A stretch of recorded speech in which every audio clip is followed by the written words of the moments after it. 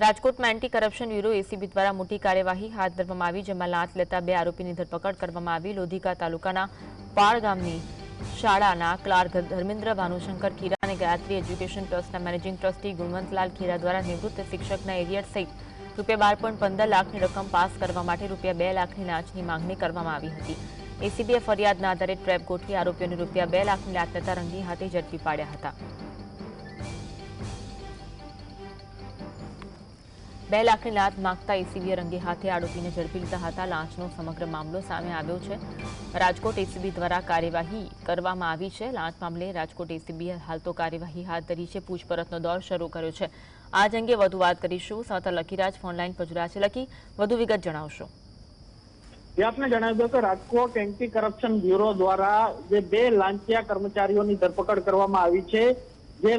જે લોધિકા પાડ ગામે જે નિવૃત્ત શિક્ષકની પાસેથી જે નિવૃત્તિનું જે એરિયર અને સહિતની જે રકમ છે તે 12.15 લાખ રકમ છે તે લેવાની હતી, જેને પાસ કરાવવા માટે જે 2 લાખ રૂપિયાની રકમ જે લોધિકા પાડ ગામના ક્લાર્ક જે ધર્મેન્દ્ર ભાનુશંકર ખીરા તેમજ ગાયત્રી એજ્યુકેશન ટ્રસ્ટના મેનેજિંગ ટ્રસ્ટી ગુણવંતલાલ ખીરાએ માંગી હતી।